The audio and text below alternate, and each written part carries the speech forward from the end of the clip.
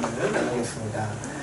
우리가 지난 시간에 유아세례에 대해서 이해하기 위해서 유아세례의 의미에 대해서 우리가 같이 나눴죠.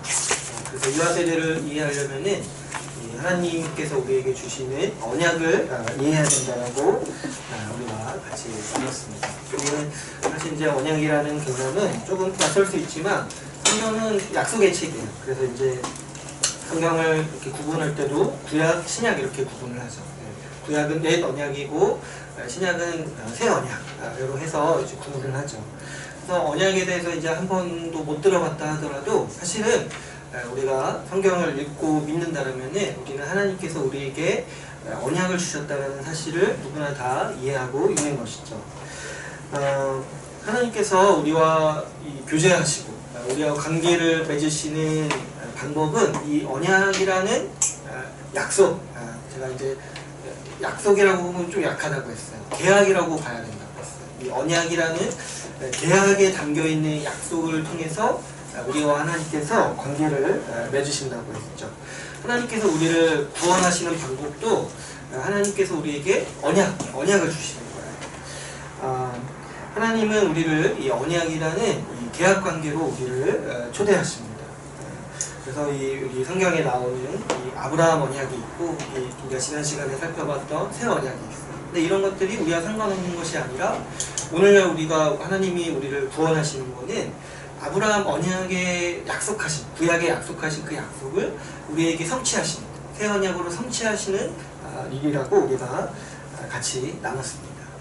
근데 이제 제가 이제 계약이라고 말하면은 하나님과 우리와의 관계가 계약 관계라고 말하면은 어떤 분들은 좀 너무 좀 딱딱해 보일 수 있어요. 또 어떻게 보면 좀 사무적인 관계로 생각할 수가 있죠. 그러나 우리가 잘 생각해 보시면 우리 사람이 경험하는 모든 관계 중에 가장 강력한 유대를 이루는 관계가 뭐냐면은 계약 관계예요. 그래서 결혼도 계약 관계라고 했어요. 본질적으로. 그래서 제가 한번 말씀드렸죠. 우리 웬만한 한 1년에 한 두세 번 보는 친구보다 사실은 우리 집주인이 우리와 가까운 사이예요. 왜 그러냐니까 집주인과 나의 관계는 적어도 1, 2년은 깨지 못해요. 내가 함부로. 그러나 우리 이제 선호에 따라서 우리 뭔가 기후에 따라서 만나는 이 친구들은 언제든지 끊을 수가 있어요. 물론 이제 그렇게 하지 않지만 그 정도로 유대 관계가 본질적인 면에서 보자면은 계약 관계일수록 더 가깝다는 거죠. 그래서 하나님께서는 함부로 깰 수 없는 관계를 계약 관계로서 세상의 질서를 만들으셨다고 하셨어요. 그래서 이제 결혼 관계도 보면은 하나님께서는 이제 부부가 나눠지지 않도록 이 계약 관계로서 묶으신 거라고 우리가 같이 나눴죠. 하나님께서는 우리가 깰 수 없는 은혜의 이 언약 안으로 우리를 부르시고 우리를 구원하십니다. 하나님께서 우리를 구원하시고 복 주시고 또 우리의 아버지로서 우리의 일생을 인도해 주시는 이 모든 은혜가 그분의 언약이고 그분의 약속이고 그분이 우리에게 주신 계약에 담긴 계약의 내용들이에요. 우리가 하나님의 언약 안으로 들어올 때 하나님은 우리에게 이런 것들을 약속해 주시는 거예요. 내가 너희에게 복 주고 내가 너희의 아버지가 되고 내가 너희에게 하나님 나라를 주겠다라고 약속하시는 거예요. 그래서 여러분 우리가 성경에 보면은 하나님이 신실하시다고 하시잖아요. 그 신실하다는 게 무슨 의미냐니까 하나님은 이 계약을 잘 지키신다는 거예요. 약속을 잘 이행하신다는 거예요. 그래서 하나님께서 우리에게 복 주실 때 우리가 뭐라고 얘기하는 거예요? 주님이 신실하시다는 거예요. 그분이 말씀하신 바가 우리에게 약속하신 바를 지키신다는 거예요. 그래서 우리 하나님이 신실하시다라고 얘기할 때 우리는 항상 이 언약의 개념을 사용하는 거죠. 여러분 하나님께서 우리를 이 계약으로 묶으셨다라는 이 은혜를 우리를 생각해 볼 때 그분이 얼마나 우리를 사랑하는 줄 알 수 있죠. 하나님은 우리를 절대 사람이 함부로 깰 수 없는 관계로 우리를 초대하시고 우리를 강력하게 묶으셔서 그분의 백성, 그분의 자녀로서 살아가도록 우리에게 은혜를 베푸셨죠. 우리는 이 언약 안에 들어오기 위해서 세례를 받습니다. 그래서 여러분 세례는 바꿔서 표현하면은 일종의 서명과 같은 거예요. 어떤 서명이냐니까 하나님이 주시는 이 언약이라는 계약서에 내가 서명하는 의식이 바로 이 세례라고 할 수가 있어요. 그래서 이제 세례 받을 때 분명히 계약사항을 이제 분명히 인식하고 해야 된다고 했어요. 자기가 무엇을 거는 건지, 그리고 내가 무엇을 받는 건지 분명히 알고 세례를 받아야 된다고 했죠. 우리는 이 세례를 받을 때 하나님께서 초대하시는 이 은혜의 언약에 헌신하기로 사약을 하는 것이죠. 그래서 이 세례를 통해서 하나님은 우리의 하나님이 되시고, 우리는 어떻게 되는 거예요? 우리는 하나님의 백성으로 계약을 맺는 것이죠. 그래서 이 세상 나라에서 살다가 하나님 나라로 귀화하는 거 있잖아요. 하나님 나라로 들어가는 이 계약의 입교식이 뭐냐니까 바로 세례라는 거죠. 그래서 이 세상 나라를 버리고 하나님 나라에 내가 백성으로 살아가겠다 계약하기 위해 사약하는 이 예식이 바로 세례식이라고 할 수 있습니다. 그런데 여러분, 이 유아 세례를 이해할 때는 이 세례의 성격을 이해해야 돼요. 우리가 이 국적을 바꿀 때나 이 계약을 맺을 때 나와 내 몸에서 태어난 아이를 구분하지 않습니다. 여러분, 세상법에서도 아이를 나에게 속한 자로 보기 때문에 일일이 구별해서 계약이 필요하다고 얘기하지 않아요. 부모의 국적을 따라서 아이도 따라가는 거죠. 부모가 집계약을 맺으면 그 부모의 아이도 그 집에서 살 수 있는 권리가 있는 거예요. 어떤 집주인이 이렇게 이 부모의 아이가 나랑 계약을 맺지 않았다고 그 집에서 살지 못한다고 말하지 않는다는 거죠. 한국인에게서 태어난 아이의 국적은 당연히 자연스럽게 한국인이 되는 거죠. 누가 거기에 구태여 이 아이가 한국인인지 검증해야 한다, 이런 얘기를 하지 않는 거죠. 세상법에서도 이렇게 아이와 그 부모를 구분하지 않아요.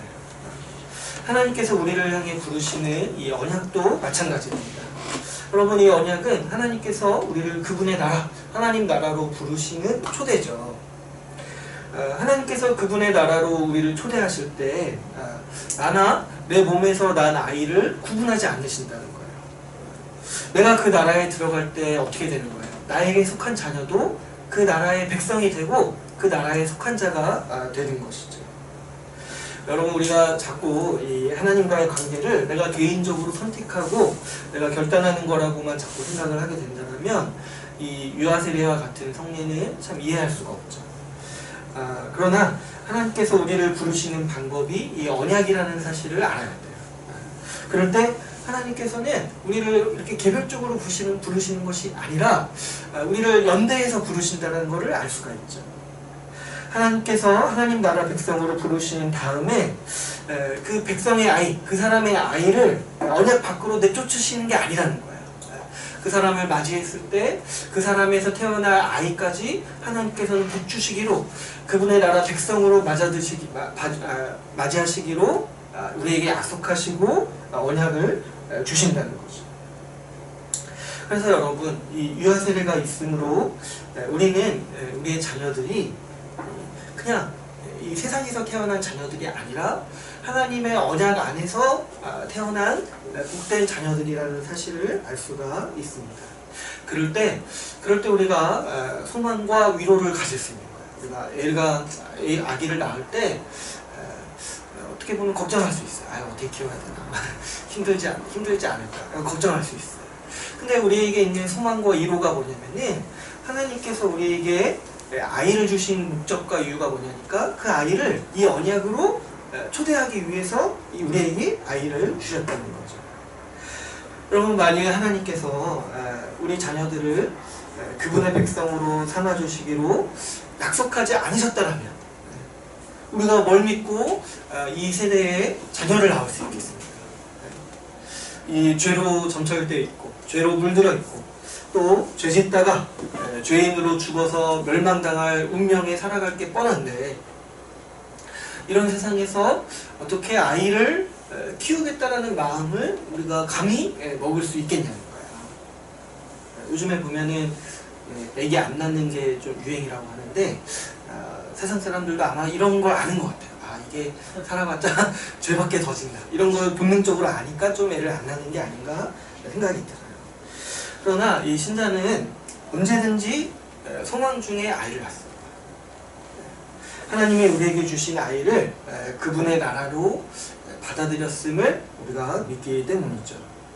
우리가 비록 아무리 악한 세대에 태어날지라도, 기독교가 박해받는 시대에 태어날지라도 우리는 이 유아 세대를 통해서 이 아이가 이 세상의 자녀가 아니고 하나님께 속한 하나님 나라의 백성으로 태어났다라고 선언하는 것이죠. 오늘 우리가 읽은 본문의 이 38절과 39절을 보시면 이 세례를 통해 언약 안으로 들어가고 이 언약의 초대에 우리 자녀까지 포함되어 있다는 그 은혜의 말씀을 우리가 볼 수가 있죠. 38절을 보시면 예수 그리스도의 이름으로 세례를 받고 죄사함을 받으라고 했어요. 그러면 이 성령을 선물로 받으리라 했죠. 근데 이건 뭐냐니까 39절에 이 약속이라는 거예요. 하나님께서 구약을 통해서 우리에게 약속하신 바가 예수 그리스도를 믿고 세례를 받으면 우리에게 효력을 발휘한다는 것이죠. 근데 이 약속은 단순히 너희 한 사람을 향한 것이 아니라 너희와 너희 자녀들까지 향한다고 했어요. 그래서 하나님이 얼마나 은혜로우시냐면 우리 가족을 구원하십니다. 우리 가족을. 그런데 오늘 우리가 오늘 본문에서 읽지는 않았지만은 우리가 이 40절 말씀을 한번 보려고요. 우리 40절을 한번 같이 한번 읽어볼까요? 40절 한번 읽어보겠습니다. 시작. 여러 말로 확증하며 권하여 이르되 너희가 이 패역한 세대에서 구원을 받으라 하니. 네. 오늘 우리 진아가 유아 세대를 봤죠. 그런데 이를 통해서 이 진아가 이 세상과 구별되는 하나님 나라의 백성임이 선언되는 거죠. 이 언약 안에 들어왔으니까. 그런데 우리 진아가 유아 세례를 받고 또 우리 교회와 우리 부모님들, 우리 또 가족들이 유아 세례를 받은 진아가 또 하나님 나라의 백성으로 양육하기 위해서 반드시 염두에 둬야 되는 사실이 뭐냐니까 우리가 이 대면해야 되는 세상이 있다는 거예요. 그게 뭐냐면은 이 40절에 나오는 이 폐역한 세대예요. 우리는 이 세례를 받을 때 이 폐역한 세대에서 내가 떠나서 하나님 나라에 들어가는 의미로서 세례를 받는 것이죠. 우리 진아가 오늘 세례를 받고 하나님 나라의 백성이 되기 위해서는 반드시 이 폐역한 세대와 대면해야 합니다. 왜냐하면 우리 모두가 이 세상, 이 세대에 살고 있고 이 세대에서 또 아이를 양육하고 길러야 하기 때문이죠. 여러분, 하나님께서 우리 아이들을 부르시고 원하시듯이 또 이 폐역한 세대도 우리 아이들을 원하고 있습니다. 하나님을 대적하는 이 사단의 나라, 이 세상도 자기 세상을 유지하기 위해서 뭐가 필요하냐니까 사람이 필요해요.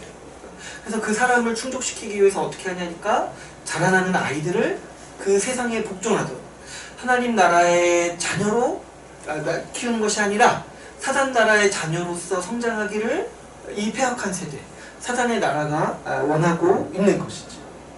그래서 여러분, 우리가 이 교육이라는 걸 한번 생각해 보시면은 교육이라는 분야는 단순히 아이들을 잘 양육하기 위한 수단이 아닌 것을 우리가 볼 수 있어요. 우리 한 사회에서 행하는 교육은 그 사회가 욕망하는 바를 표출하는 장이라고 볼 수가 있는 것이죠. 그 사회가 원하는 사람을 길러내기 위해서 그 사회에서, 그 나라에서 교육을 행하는 거죠. 그래서 여러분, 그 한 사회가 어떤 사회인지 단적으로 보기 위해서는 그 나라의 교육제도를 보면 돼요. 그러면 이 아이들, 그 나라에서 태어나는 아이들이 어떤 가치관을 가지고 자라는지를 볼 수가 있죠. 여러분, 우리나라의 교육제도가 어떠한가요? 우리나라의 교육제도가 정말 하나님 보시기에 아름답고 하나님 나라의 백성으로서의 소양을 주입시키고 가르치는 교육인가요? 아니면 이 세상에 충족하고 이 세상에 충실하게 살아가도록 어렸을 때부터 학습시키는 교육인가요? 최근에 유행하는 드라마가 있다고 했는데 저는 보진 않았는데 우리나라의 교육제도가 아주 비꼰다고 제가 많이 들었어요. 그러면 이 교육이라는 거를 단순히 우리가 순진하게 생각하면 안 돼요. 중립적인 영역이 아니라 세상 나라와 하나님 나라가 아주 치열하게 싸우는 영역이 바로 이 교육이라는 영역인 거죠. 세상 나라도 우리 아이들을 얻기 위해서 이 교육을 통해서 아주 세상 나라의 가치관이나 사상들을 주입시키고 있는 것이죠. 이런 상황에서 우리는 우리 아이들을 이 사회가 원하는 사람으로 양육할 것인가, 아니면 하나님 나라의 백성으로 키울 것인가 하는 문제에 직면하고 있는 것이죠. 여기에 우리 부모님들의 욕망이나 신앙이 드러납니다. 그 자신이 신앙이 없는 사람은 아무리 교회를 다닌다고 해도 일주일 내내 세상이 원하는 사람으로 양육하는 일에 아무런 거리낌이 없는 것이죠. 게다가 또 어떤 악한 부모는 자기 욕망을 만족시키기 위해 자녀들을 이용하기도 합니다. 단순히 말하면은 우리 앞에 놓인 아주 중요한 과제가 하나가 있습니다. 그게 뭐냐면은 누구에게 아이를 바칠 것인가 하는 문제인 거예요. 우리 시편 106편 35절에서 38절을 보면은 이런 말씀이 있습니다. 제가 한번 읽어드릴게요. 그 이방 나라들과 섞여서 그들의 행위를 배우며 그들의 우상들을 섬김으로 그것들이 그들에게 올무가 되었도다. 그들이 그들의 자녀를 악기들에게 희생제물로 바쳤도다. 무죄한 피, 곧 그들의 자녀의 피를 흘려 가나안의 우상들에게 제사함으로 그 땅이 피로 더러워졌도다. 이 말씀은 어떤 말씀이냐니까 이스라엘 백성들이 가나안 땅에 들어가서 행했던 일이 뭐냐면은 그 가나안 땅에서 우상 숭배를 했어요. 근데 그 우상 숭배가 어떤 모습으로 나타났냐니까 우상들에게 자녀들을 제물로 바쳤다는 거예요. 실제 어떤 상징적인 의미의 제물이 아니라 실제 자녀들을 희생제물로, 희생제사로 우상들에게 바쳤다는 거예요. 이스라엘 백성들이 이 가나안 땅에 들어가서 수많은 죄악을 행했는데 그 중에 가장 최악이 뭐냐니까 자기 자녀들을 우상의 제물로 바친 거예요. 이 일 때문에 하나님께서 진노하시고 이스라엘 백성들을 심판하시고 용서하지 않으시죠. 여러분, 이스라엘 백성들은 하나님의 언약 백성으로서 딴지 8일 만에 할례를 받았어요. 하나님의 언약에 충실하게 자녀들을 양육해야 할 책임이 있었음에도 우상에게 자녀들을 제물로 바쳤습니다. 그런데 이스라엘 백성들이 이와 같이 아주 심각한 죄를 저지른 게요, 하나님을 떠나서 지은 죄들이 아니에요. 이들은 이 성전에도 예배를 드렸어요. 그런데 동시에 어떻게 했냐면은 우상에게도 제물을 드린 거예요. 성전에 나가서 제사를 드리고 성전에 나가서 예배했음에도 동시에 어떤 일을 행했냐면은 우상에게 자기의 아이들을 제물로 바치는 일들을 행했다는 것이죠. 우리도 이 이스라엘 백성과 마찬가지로 죄악을 저지르기가 굉장히 쉽습니다. 교회는 다니면서도 자기의 자녀는 우상에게 제물로 드리기가 굉장히 쉬운 거죠. 우리가 우리의 자녀들을 달라고 요구하는 이 세상의 목소리를 분별하지 않는다면 우리는 자기도 모르는 사이에 우리의 자녀들을 이 세상에 속한 자녀로 양육할 수 있는 것이죠. 여러분, 우리가 살고 있는 이 시대도 성경이 말하는 바와 같이 패역한 세대입니다. 어느 정도로 이 패역한 세대냐니까, 여러분, 세상 사람들도, 믿음이 없는 세상 사람들도 아이를 양육하는 게 어렵다라고 아이를 낳지 않는 시대에 우리가 살고 있다. 그렇다면 여러분, 이 아이를 그냥 기르기도 힘든 이 시대에 아이를 신자로 양육하는 것은 얼마나 더 어려운 도전이 되겠습니까? 우리가 아이들을 신자로 양육하려 할 때 우리는 이 세상의 아주 거센 도전들을 마주대하게 되는 것이죠. 특별히 제가 이제 목사로서 신자로 양육하기에 아주 어려운 이 세상의 흐름이 몇 가지가 있는데 한 3가지 정도를 오늘 같이 나누려고 합니다. 첫 번째로 오늘날 우리가 살고 있는 시대는 전통적인 권위가 무너지고 있는 시대라고 할 수가 있어요. 오늘날 사람들은 이 권위 자체가 악하다고 여깁니다. 그래서 이 권위가 없어져야지 우리가 자유롭고 우리가 행복하다라고 자꾸 인식을 하게 되고 그렇게 살아가고 있죠. 그래서 사람들이 행하는 행위들이 보니까 권위를 가졌다는 이유만으로 공격하고 부정적으로 여긴다는 거예요. 물론 자신에게 있는 권위를 악하게 사용하는 사람들은 견제를 받아야 하는 것이 마땅하죠. 그러나 이 권위 자체를 부정적으로 여기는 태도는 아주 악한 태도라고 할 수 있어요. 이 세상을 하나님께서는 질서 있게 창조하셨습니다. 하나님께서 모든 권세는 하나님으로부터 왔다고 했어요. 하나님이 이 세상을 만드실 때 이 무질서하게 그냥 자유롭게 방임하도록 이 세상을 만드신 것이 아니라 이 세상에 권세자들을 주시고 권위를 부여하셔서 질서를 유지하도록 하셨다는 거죠. 그런데 반면에 이 권위에 대해 부정적인 사람들은 모든 이 질서를 억압으로 자꾸 생각을 합니다. 그래서 전통적인 가치를 자꾸 부정하는 거죠. 우리 뭐 부모의 전통적인 가치도 부정하고, 또 이렇게 이 권위를 공격하는 사람들이 주로 공격하는 게 뭐냐니까 이 성에 대해서 공격해요. 이 자연적으로 출생하는 이 성 역할마저도 너무 권위적이라는 거예요. 좀 우리가 받아들이기 너무 어려운 개념이지만 이 남자 여자로 태어나서 어렸을 때부터 남자 여자로 길러지기 때문에 권위 아래서 인간이 자꾸 속박당한다고 여기는 거예요. 그래서 요즘 나오는 이 사람들이 자꾸 시위하고 이게 싸우는 게 뭡니까? 남자가 여자를 억압한다고 막 싸우고, 또 남자는 뭐 여자들이 뭐 피해식 뭐 이런 게 많다, 남자도 손해보는 게 많다 이러면서 서로 싸우는 거예요. 이 권위를 부정하는 사람들이 주로 요즘에는 이 성 역할, 이 성을 자꾸 바꾸려고 해요. 그래서 어디까지 가냐니까 동성애를 자유롭게 허용해야 된다는 거예요. 그 정해진 게 어딨냐는 거예요. 남자와 여자로만 만나는 게 그 정해진 것 자체가 이 세상 사람들이 정해놓은 이 풍습, 이 그냥 전통적인 권위라는 거예요. 근데 이런 게 악하니까 이런 거 허물어야 되고, 그래서 동성애도 허용해야 되고, 그런 거 자연스럽게 우리가 어렸을 때부터 배워야 된다라고 주장하기까지 하는 것이죠. 이런 것들이 지금 미국에서는 이제 제가 가보진 않았지만 책으로 보니까 말할 수 없을 정도로 심하다고요. 근데 이게 이제 우리나라에서도 이제 들어올 것 같아요. 지금 보니까 지금 뭐 이렇게 지금 이렇게 막 싸우는 것들 있잖아요. 미국에서 10년 전에 유행했던 거예요. 지금 이제 이런 흐름들이 이제 우리나라에 들어와서 앞으로 이제 동성애 이런 이슈들이 앞으로 이제 더 심각하게 벌어질 거예요. 근데 여러분, 이런 일들이 일어나는 아주 그 근본적인 힘이 뭐냐니까 권위를 부정하려고 하는 거예요. 권위를. 전통적으로 자연적인 질서로서 하나님이 세우신 권위를 부정하려고 이런 일들을 자꾸 하는 것이죠. 특별히 오늘날 이 공교육도 보게 되면은 자꾸 이 전통적인 권위를 무너뜨리는 방향으로 교육 이념들이 진행되는 모습들을 보게 됩니다.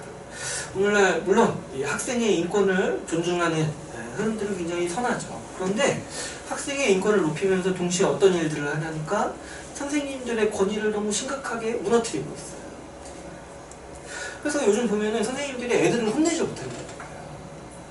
근데 여러분, 그 중고등학교 이 학생들처럼 굉장히 이 혈기왕성한 친구들이 혼나지 않으면 어떻게 사람 대접을 받을 수 있겠습니까? 사람으로 성장할 수 있겠습니까? 또 오늘날 공교육은 어떤 종교적 가치에서도 중립적인 인간으로 키우려고 해요. 그래서 이 교육의 이념을 보면은 자율적인 사람을 길러내는 거예요. 어떤 종교적 가치관이나 어떤 전통적인 권위에 영향을 받지 않고 그 스스로 사고하고 그 스스로 자기가 판단할 수 있는 사람들을 길러내려고 교육을 하는 것이죠. 또 이런 흐름들이 이 가정에도 많이 들어온 것을 보게 됩니다.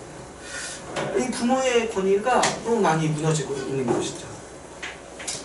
부모님들도 보면은 너무 이 남편이나 이 아내나 너무 다 바빠서 아이에게 권위를 행사할 수 있는 시간이 많이 없어요. 둘 다 바쁘기 때문에 다 이제 아이들을 외부의 기관으로 이제 돌리죠. 또 이 아이의 이 감정과 이 의견을 좀 과도하게 존중하느라 어떻게 하냐니까 아이를 훈육하지 않는 거예요. 그래서 그러다 보니까 아이가 아주 어렸을 때부터 아주 자기 고집에 매몰되어서 자기 의견을 안 굽혀요. 그러니까 공공장사에서 떠들지 말라고 주의를 못 줘요. 요즘 세상 아이들은. 그러니까 아이의 자기 주장은 거기서 내가 떠드는 거거든요. 극장에서 떠들고 식당에서 떠드는 거거든요. 근데 부모가 거기에 대해서 훈육을 하지 않는 거예요. 왜 그러냐니까 우리 아이의 길을 죽이기 어렵다. 싫다는 거예요. 우리 아이가 아주 자기 주장이 강한 사람으로 키우고 싶다는 거죠.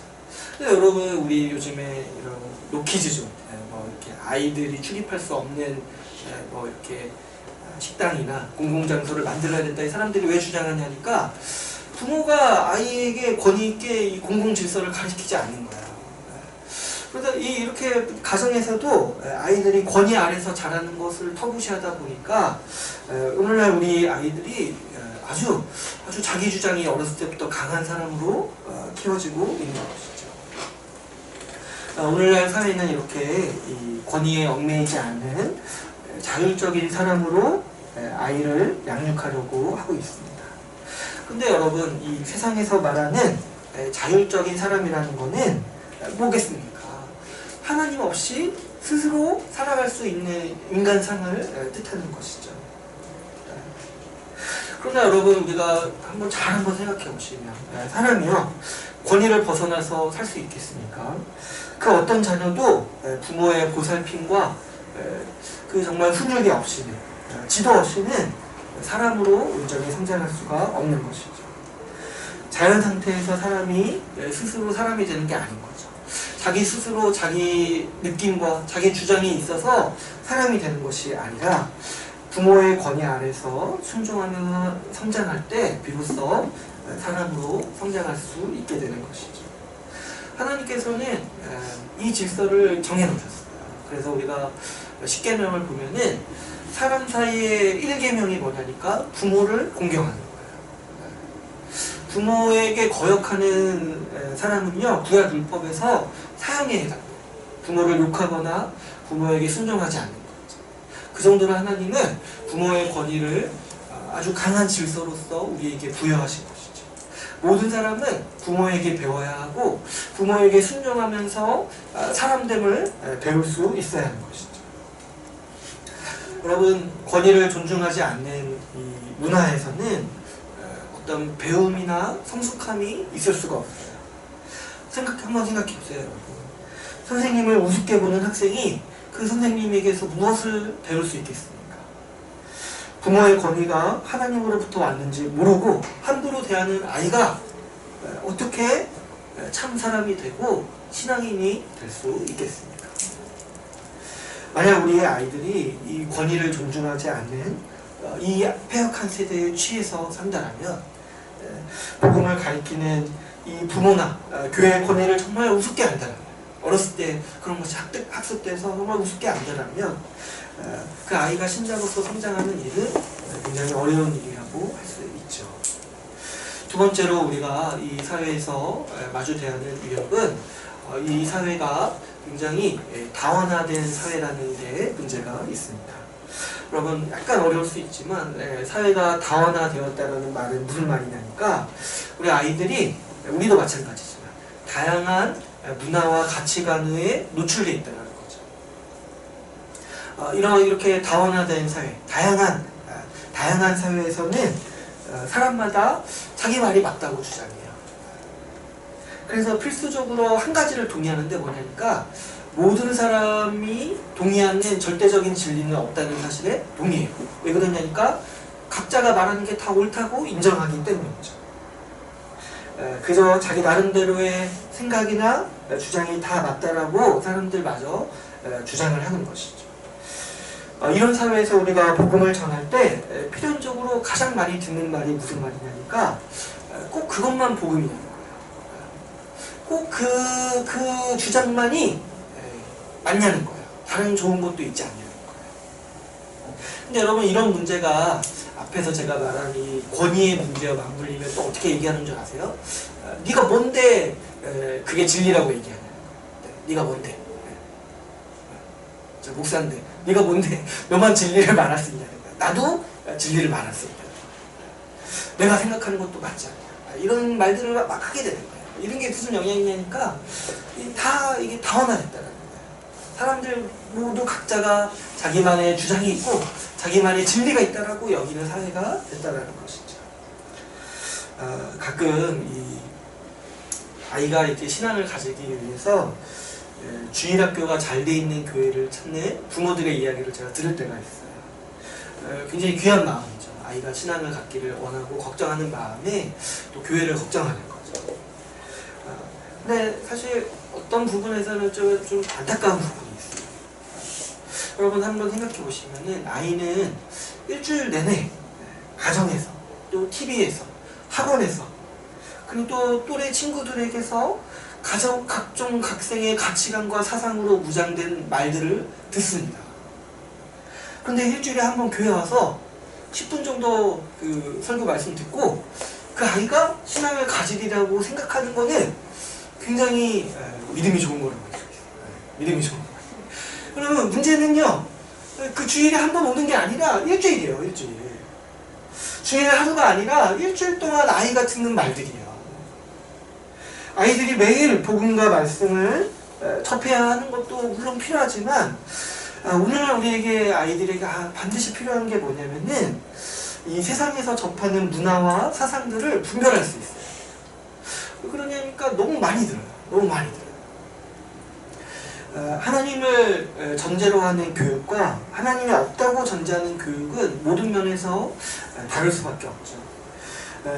하다못해 우리가 뭐 수학이나 영어는 좀 중립적이라고 생각하죠. 그런데 여러분 하나님이 있다라고 생각하고 영어를 가르치는 사람과 하나님이 없다라고 생각하고 영어를 가르치는 거는 아주 천지 차이라는 거예요. 학교와 학원에서 접하는 교육에는요 하나님이 없는 세상의 가치관과 사상이 전제로 담겨 있어요. 여기에 아이들이 어떻게 대처하도록 할 것인가 하는 문제가 우리에게 있는 것이죠. 게다가 요즘 아이들이 가장 영향을 많이 받는 매체는 미디어입니다. 요즘은요 언제 어디서나 수만 가지의 미디어를 접할 수가 있죠. 웬만한 선생님보다 이 연예인이 아이들의 가치관을 좌우지할 때가 많아요. 그래서 요즘 보면은 이 방송 채널도 수백 가지죠. 근데요 제가 보니까 요즘에는 단순히 방송 공중파만 있는 게 아니에요. 이 핸드폰으로 유튜브 방송을 통해서 개인이 하는 방송도 수백 가지예요. 근데 그들이요 그 수백 가지 정말 수만 가지라고도 할 수 있는 그 방송 주체들이 가지고 있는 사상과 가치관이 이 수백 가지의 채널을 통해서 우리 아이들과 우리에게 들어오고 있는 거예요. 그래서 여러분 이거는요 통제한다고 할 수 있는 게 아니에요. 옛날에는 아이들에게 TV 보는 시간 이렇게 정해놓고 또 보는 채널만 보게 할 수 있었어요. 근데 오늘날에는 이게 불가능한 게 다원화된 사회의 모습이라는 거예요. 이걸 어떻게 통제합니까? 우리 TV 못 보게 한다고 해서 아이들의 핸드폰을 못 보게 할 수 있겠습니까? 그 아이들이 인터넷 하는 것까지 방지할 수 있겠냐는 거예요. 우리가 통제할 수 없죠. 오히려 통제할수록 오히려 반발심만 생겨서 더 그런 세상 문화들과 가치관들을 흡수하려고 할 것이죠. 여러분 우리가 이런 상황에서 아이들이 진짜로 정말 이 성경적 가치관과 사상으로 살아갈 수 있도록 어떻게 도울 수 있겠습니까? 어떻게 이런 다원화된 사회에서 성경적으로 일주일을 살아가는 신자를 양육할 수 있겠습니까? 여러분 우리가 복음 전할 때 일어나는 일들이 우리가 아이를 양육할 때 또 일어난다는 것을 인식해야 돼요. 우리가 아이에게 복음 전하고 가르칠 때 우리 아이들도 어떻게 그것만 맞냐고 얘기할 수 있습니까? 라고 우리에게 반문하는 날들이 올 거예요. 그럴 때 우리는 어떻게 아이를 설득하고 이끌 수 있을지 이 굉장히 어려운 도전이라고 할 수 있습니다. 마지막으로 우리 세 번째 우리가 직면해야 되는 사실 중에 하나는 오늘날 우리 가족 구성이 핵가족이라는 사실이 있어요. 핵가족은 어떤 가족입니까? 이 부모 세대랑 자녀 세대로만 2세대로만 구성된 가족이 핵가족이죠. 제가 이 초등학교에만 했어도 요즘 시대가 핵가족화되고 있다고 배웠어요. 근데 요즘 또 달라요. 요즘은 또 1인 가족화되고 있다고 하죠. 이만큼 진짜 제가 초등학교 졸업한 지 한 10년 다 알구나. 20년. 20년 전인데 이 정도로 이렇게 아주 급속도로 개인화되고 있는 거예요. 개인으로 가족이 바뀌고 있는 거죠. 근데 왜 핵가족이 우리가 대비해야 되는 위기냐 하면은 여러분 우리가 자녀를 양육하는 가정이 핵가족이라는 건 어떤 의미냐면은 우리가 자녀를 양육할 때 우리가 가지고 있는 자원이 빈약하다는 의미인 거예요. 여러분 부모 둘이서 제가 목회하면서 아주 깨달은 게 있어요. 요즘에도 이제 아기 낳고 깨달은 게 뭐냐니까 부모 둘만으로는 아이 한 명을 양육할 수가 없어요. 이게 굉장히 어려워요. 전통적인 사회에서는 대가족에서 가족 전체 할아버지 할머니 그리고 삼촌 고모들이 같이 함께 아이를 양육했는데 오늘날 현대사회에서는 어때요? 부모 둘이 아이 한 명을 양육했는데 그게 현실적으로 힘든 거야. 그래서 어떤 일들이 벌어지냐니까 아이를 다른 데 자주 맡기는 거야. 그래서 이 유치원이나 어린이집이나 학교나 학원이나 아이들이 자연스럽게 부모보다 어떤 기관이나 다른 사람들에게 맡겨지고 그대로 양육이 되고 있는 것이죠. 그러다 보니까 아이들은요 부모보다는 다른 사람들에게 더 많은 영향을 받습니다. 그래서 또래 친구들이나 학원 선생님들이나 과외 선생님들이나 이런 사람들에게 부모보다 더 영향을 많이 받는 거죠. 왜 그런다니까 어떤 선생님들은 부모보다 더 많이 아이들을 만나요. 그러다 보니까 이 문제가 심각한 거죠. 이럴 때 이 부모로부터 신앙과 이 삶을 배울 기회가 굉장히 줄어드는 거죠. 여러분 오늘날 아이들이요 부모로부터 인생을 배우지 않아요. 다 이 TV나 이 어떤 선생님들에게 인생을 배우지. 이 부부 둘만의 힘으로 아이를 키우려고 할 때 이 외부의 도움이나 도구들을 많이 이용할 수밖에 없습니다. 그런데 이 외부의 도움이나 도구를 의지할 때 우리가 기억해야 되는 거는 그 외부의 어떤 도움이나 도구는 중립적이지 않다는 거예요. 반드시 그들이 가지고 있는 이 가치관과 사상으로 무장되어 있어요. 우리가 외부의 도움과 도구를 가지고 올 때 우리 아이들에게 들어오는 건 뭐냐면은 그 사람이나 도구가 가지고 있는 사상이나 가치관도 같이 들어오게 되는 거예요. 제가 단적인 예로 제가 이제 청년부 지도할 때 어떤 신실한 부모의 자녀가 한 명 있었어요. 근데 그 자녀가 굉장히 엇나가는 거야. 부모님을 보면 제가 굉장히 보면 신실하신데 자녀가 굉장히 엇나가는 거예요. 그래서 그 자녀랑 제가 이제 대화할 때 그 자녀에게 아주 지대한 영향을 미친 사람이 누구였냐니까 과외 선생님이었어요. 그 과외 선생님이 이 아이에게 이상한 말 한마디를 했는데 이게 이 아이의 인생의 모토가 된 거예요. 그래서 그때부터 아주 이상한 행동들을 합니다. 자기 멋대로 살아가는 거에 아주 감명을 받아가지고 아주 거기에서 충실하게 살아가는 거예요. 근데 부모는 굉장히 신실해요. 그러니까 이게 그 부모님이 과외 선생님 이렇게 들어올 때 공부 가르칠 거라고 생각했지 그런 사상을 주입할 거라고는 전혀 예상치 못했겠죠. 그런데 반드시 따라온다는 걸 우리가 알아야 돼요. 사람은요 다 자기의 신념과 사상을 표현하게 돼 있어요. 아무리 수학을 가르치고 영어를 가르치는 어떤 그냥 중립적이라고 생각을 할지라도 그 얘기를 할 때 자기의 신앙을 드러낼 수가 있는 것이죠. 게다가 이 핵가족인 환경에서 이 부모 두 사람의 힘으로 아이를 양육할 수 없는 시기가 굉장히 많습니다. 어릴 때는 이 아이가 부모에게 붙어 있으려고 하지만 사실 중고등학교만 되더라도 부모를 떠나려는 마음이 크죠. 그래서 이제 부모와 독립적으로 살아가려고 하는 마음이 굉장히 큽니다. 그래서 이제 부모 외에 사실 신앙으로 양육해 줄 수 있는 좋은 선생님 그리고 또래 친구들이 필요해요. 왜냐면 부모도 아이에게 영향을 주지만은 그 또 인생의 어느 시점에서는 친구들의 영향을 굉장히 많이 받아요. 또 인생의 어느 시점에서는 부모 외에 다른 성인의 가르침이 필요할 때가 있어요. 그래서 사실 부모 둘만으로 아이 한 명 양육하는 것은 불가능한 일인 거죠.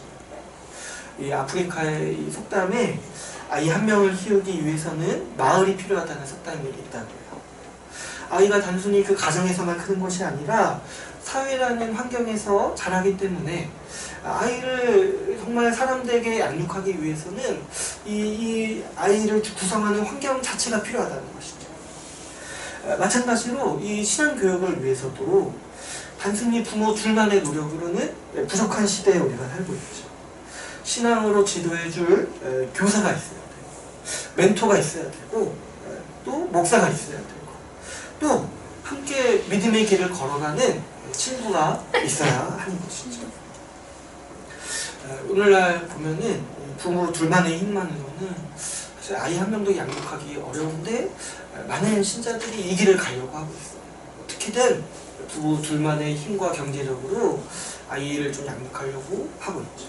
그런데 정말 어떻게 보면 순진한 생각이에요. 이 시대가 협력하여서 우리 아이들을 세상의 자녀로 키우려고 하고 있는데 우리 둘만의 힘으로 맞서겠다고 하는 것은 정말 이 시대를 구분하지 못하는 아주 안타까운 마음이라고 할 수가 있습니다. 이렇게 이 폐역한 시대는 언제든지 우리 아이들을 받아들일 준비를 하고 있습니다. 어떻게든 세상의 자녀로서 키우려고 하고 있는 것이죠.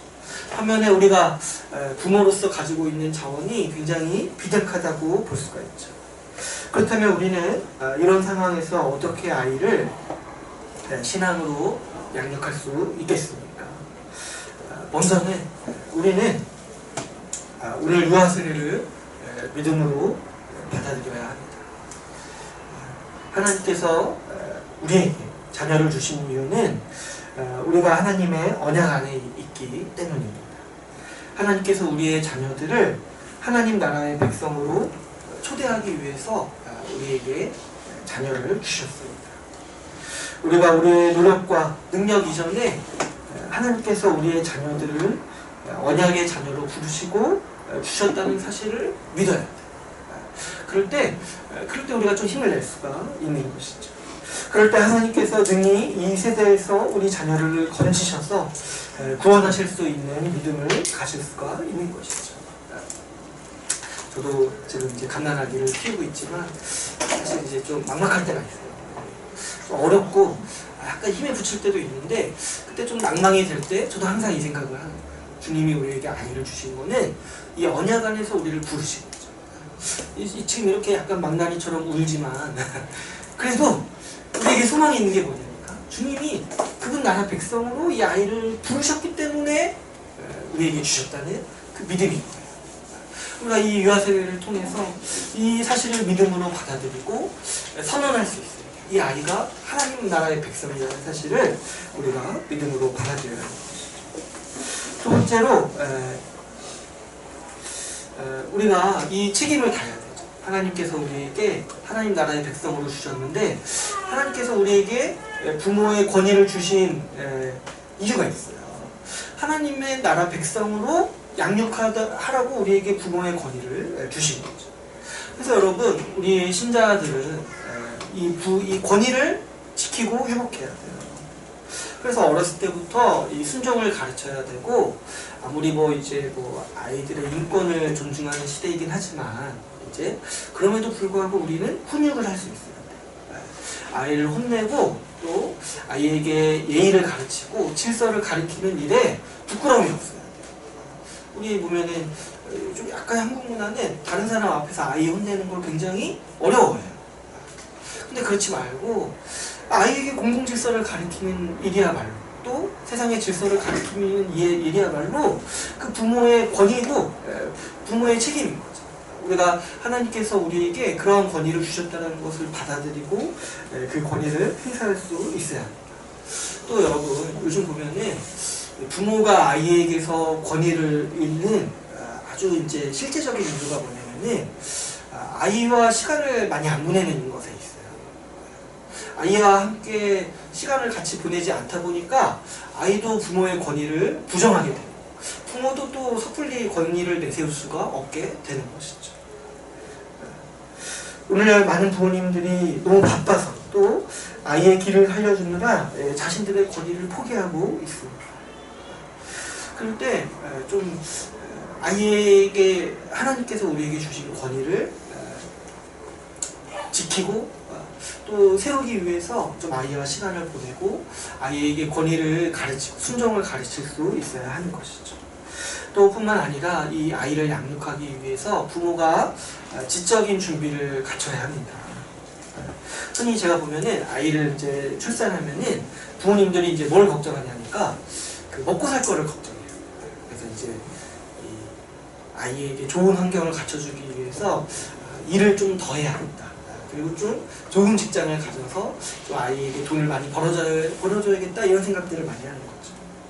물론 이제 아주 귀한 마음입니다. 아이가 자라는데 이 물질의 토대가 필요하죠. 근데 여러분 사람이 자랄 때는 특히나 이 신앙인으로 자라기 위해서는 물질뿐만 아니라 지식이 필요합니다. 땅도 필요하지만은 그보다 먼저는 하나님의 말씀이 필요한 거예요. 아이에게 복음과 성경을 가르치고 이해시켜 줄 수 있도록 해야 되는 것이죠. 그렇게까지 우리 부모님들이 지적으로 성장해야 돼요. 왜 제가 자꾸 직접으로 선장해야 하냐니까 지금 이 시대에서 또 아이들이 이렇게 여러 문화와 가치관을 접하는 이 시대에서 복음을 가르치려면은 복음을 설명하고 또 이 세상의 가치관을 복음으로 분별할 수 있을 정도로 아이를 준비시켜야 돼요.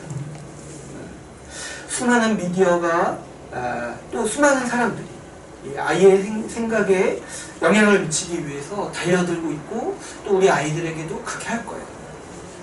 그럴 때 우리가 논리와 지성으로 대처할 수 없다면은 어느새 아이는 세상의 가치관으로 물들기 마련이죠. 아이들이 학교에 가게 되면 하나님이 없다고 가정하는 이 세상의 가치관과 사상들을 배웁니다. 이럴 때 아이들이 분별하고 대응할 수 있어야 하는 것이죠. 여러분 당장 이렇게 아이가 학교 와서 갔다 와서 부모님한테 진화론에 대해서 물어본다고 하면 어떻게 대응할 겁니까? 하나님이 우리를 만드신 게 아니라 진화됐다라고 학교에서 선생님한테 배웠는데 이거 뭐냐고 부모한테 물어보면은 어떻게 대처할 겁니까? 그냥 혼내고 말 겁니까? 그럴 때 이제 아이들이 아이고 기독교 후지네 이런 생각을 하게 되는 거예요. 그 학교 가서는 자기 기독교인이라고 말도 못하고 이렇게 살아가는 거죠. 그러다가 이제 어떻게 억지로는 중고등학교 때까지 붙들어둘 수 있는데 대학 가면서도 이제 다 버리는 거예요. 아 기독교 후지다 이렇게 무식한 종교가 어디 그냥 뭐 물어보면은 대답도 안 해주고 그냥 믿기만 하라는 진짜 아유 정말 광신도 같다 맨날 이러는 거야 아이들이. 그래서 이제 친구들한테도 말도 못하고 그렇게 살다가 이제 대학 가서 다 버리는 게 오늘날 우리가 많이 이 아이들을 읽는 패턴인 거죠. 그러나 여러분 우리는요 여기에 대해서 아주 어렸을 때부터 준비하고 가르쳐야 돼요. 성경은 하나님을 경외하는 일이 지혜와 지식의 근본이라고 가르치고 있습니다.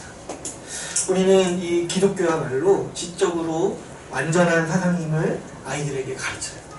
여기서 실패하면은 아이들은 어느새부턴가 기독교를 무시하는 이 세상의 말들을 흡수하게 될 거예요. 그러나 우리는 기독교가 얼마나 지적으로 합리적이고 완전한 사상인지를 어렸을 때부터 잘 훈련시켜야 하는 거죠. 또 오히려 하나님을 부정하는 사람들의 이 생각, 이 가치관이야말로 어리석음과 이 비논리로 가득 차 있다는 것을 아이들에게 보여줄 수 있어야 하는 것이죠. 우리 마지막으로 부모는 특별히 이 시대와 대면하기 위해서 교회와 연대하여서 아이들을 양육해야 합니다. 제가 앞에서도 나누었지만 부모 둘만의 힘만으로 아이를 길러보겠다고 마음먹는 생각은 지금 이 시대를 모르는 아주 오만한 생각이라고 할 수 있습니다.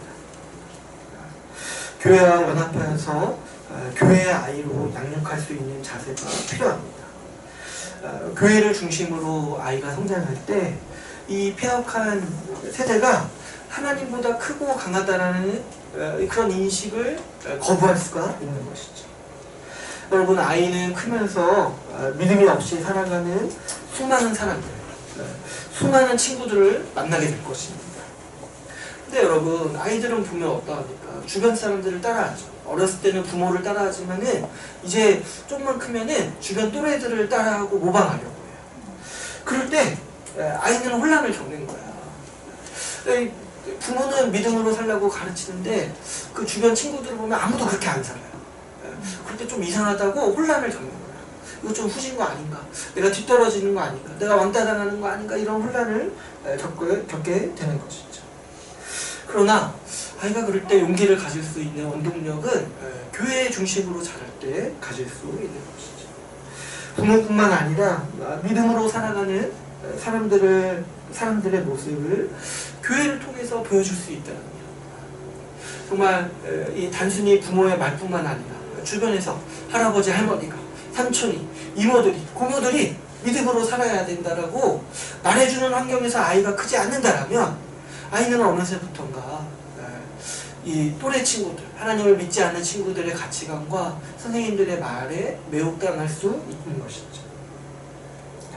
부모뿐만 아니라 믿음으로 살아가라고 권면해주는 교사와 친구들, 또 할아버지, 할머니, 또 삼촌, 이모들이 있는 교회가 있을 때 아이의 신앙이 비로소 자라고 굳건해질 수 있는 것이죠. 그러므로 여러분, 교회 역시도 아이들을 어떤 한 가정의 아이가 아니라 이 교회의 아이로 맞이해야 합니다. 여러분, 우리 모두가 이 아이들의 가족입니다. 그래서 교회는 내가 출생하지 않아도 아이를 낳을 수 있는 곳인 거예요. 말로만 가족이 아니라 이 실제 피보다 진한 하나님의 계약으로 맺어진 가족인 것이죠. 그러므로 하나님께서는 단순히 아이들을 부모에게 주신 것이 아니라 교회에 주셨습니다. 함께 믿음으로 양육하라고 교회에 주신 것이죠. 그래서 여러분, 교회 구성원 모두가 아이의 가족으로 살아가야 합니다. 교사로서, 또 때로는 멘토로서, 또 정말 아이의 정말 가족 같은 정말 삼촌과 이모와 고모와 또 할아버지와 할머니로서 아이에게 인생을 가르쳐 줄 수 있습니다. 교회를 통해서.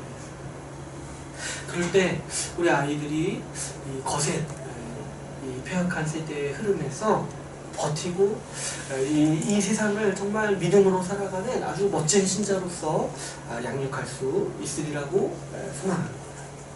이제 말씀을 맺겠습니다. 아담이 죄를 지어서 하나님을 떠났을 때 하나님께서는 사람을 심판하시면서 출산의 고통을 주셨죠.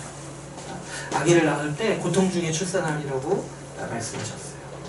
그런데 이 고통은 단순히 애 낳을 때 아프다는 의미가 아니죠. 물론 이제 제가 보니까 많이 아프시더라고요. 많이 고생하시더라고요. 근데 여기서 이 출산의 고통은 단순히 그런 고통을 말하는 것이 아니라 이 죄로 정찰된 세상에서 죄인으로 살면서 죄인을 낳아 기르는 고통이 극심할 거라는 말씀인 거죠. 그러나 여러분, 신자는 그리스도 안에서 모든 이 죄의 정죄에서 해방되었습니다. 우리에게도 여전히 출산의 고통과 양육의 고통이 있습니다. 그러나 우리에게는 우리 자녀가 죄와 함께 멸망당할 것이라는 낭망이 아니라 우리의 자녀가 생명을 얻으리라는 소망이 있습니다. 그러므로 우리가 겪는 이 출산의 고통은 낭망이 아니라 소망을 위한 인내라고 할 수 있는 것이죠. 이 복되고 위대한 여정에 하나님께서는 우리를 부르셨습니다. 우리가 함께 치열하게 살아가는 일이 우리 아이를 이 세상에서 지켜내고 신자로서 양육하는 일이라 할 수 있습니다. 우리 교회와 이 믿음의 가정을 통해서 새 생명이 태어나기를 간절히 바랍시다. 여러분, 복음 듣고 생명 얻는 일에 우리가 다 참여할 수 있고 그 일에 헌신하는 일에 이 일보다 우리가 살면서 가치 있는 일이 어디 있겠습니까? 오늘 우리 교회에서 유아 세례 받는 아이들이 나중에 믿음을 고백하는 그 일에 우리가 동참하고 그 일에 우리가 헌신하는 일보다 가치 있는 일이 어디 있겠습니까? 하나님께서 우리 교회에 주신 아이들이 믿음을 고백하는 이 영광스러운 날들을 주시기를 우리가 간절히 소망합시다. 오늘 우리 말씀을 마치고 오늘 우리 특별히